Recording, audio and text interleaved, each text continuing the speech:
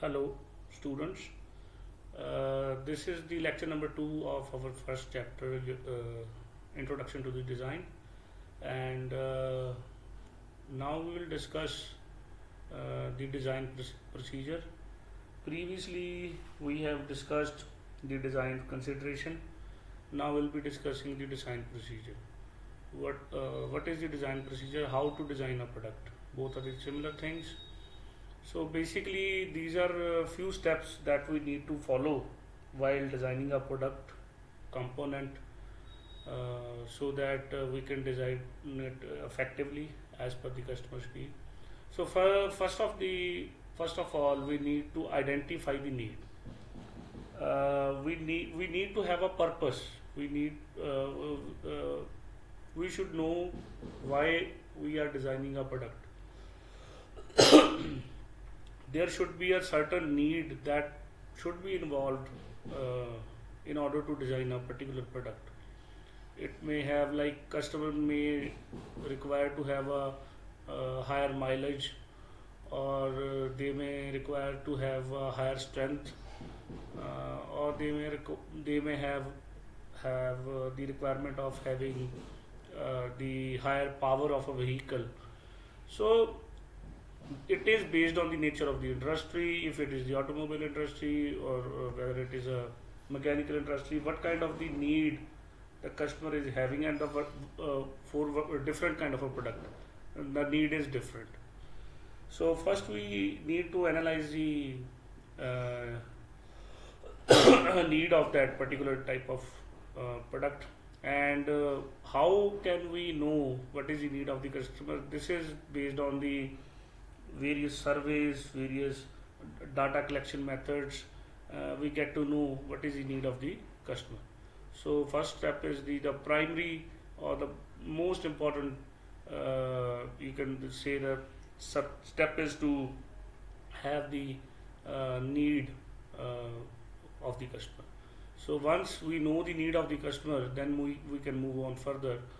Now we can basically draw a simple, you can say that we know that what is the need. We can say that we can analyze the problem. uh, what was the previous thing, or what was the previous product, and what needs to be improved, or if it is completely new, what is the customer requiring. So we need to analysis the problem. There may be certain forces involving a particular type of a problem. Like I said, if a customer requires higher mileage, then what you can do, you can analyze the problem, why that particular vehicle does not provide that particular kind of a mileage. We can analysis, like, we can say that whether we need to change the engine design, whether we need to make it lighter, because lighter vehicle, we need to lighter the load of the vehicle, so that we can improve the fuel efficiency. Or if it is about power, so we need to actually focus on the problem, and based on that, the complete analysis should be done.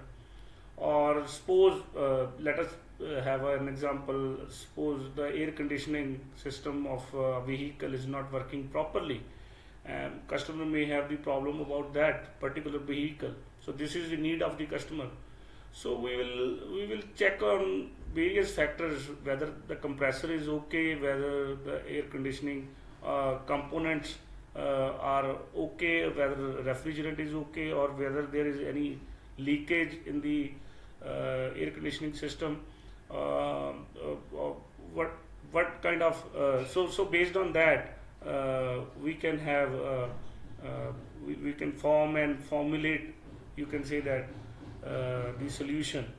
So once the problem is analysis, you have analysis the problem, analyze the problem, you can form a particular type of a solution. And once you have analyzed the problem, and you are ready for the solution, and you have given the solution, because once you have analyzed the problem, then you may be able to give the solution.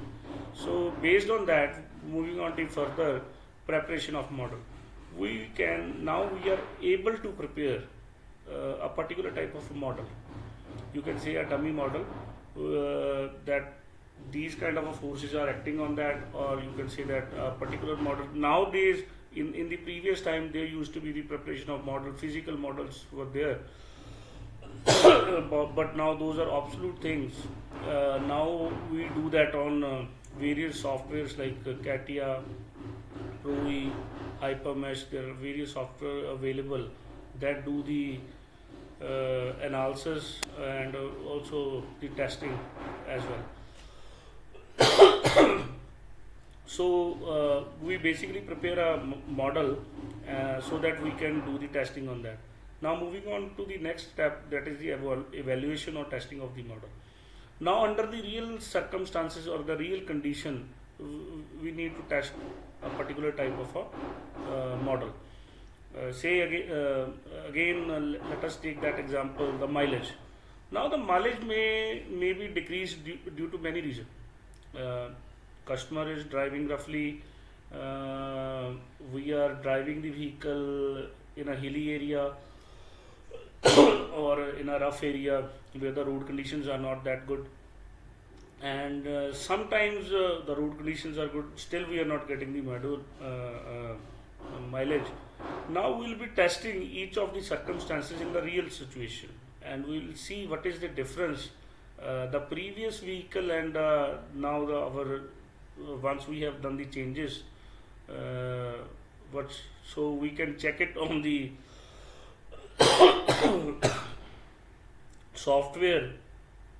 We will have a complete idea that where are the variations are. So once this has been done, if designer thinks, and if the whole design team thinks that the model is okay and it is ready to be ready for the production, then we will move to the we will skip the step modification. We will just communicate the design. Sorry, but if we think there are some changes required, there are still some changes required. So we will move on to the step number. This is modification. So that now in the modification, we next we just move to the step number 2, that is the analysis of problem. Again we will be doing the analysis about the model that we have prepared. What were the failures? What was the reason which caused it to be failed? So we will be analyzing it once again, and once it is done, then we will go on as per our design procedure, and we will do these things until we get the desired result.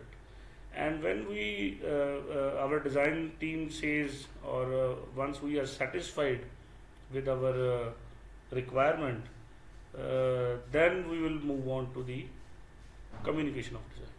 We will be communicating the design to the various departments, whether it is the procurement department, quality department, or whether it is the production department. And that means we will be preparing the drawings of that particular type of product and all that. And once it has been done, then we'll be moving to the next step, that is the production. Now once the design is on the floor, we have the drawing, then you can start the production. So this is it. So we'll be doing the next lecture number 3, on the topic of classification of design. Thank you.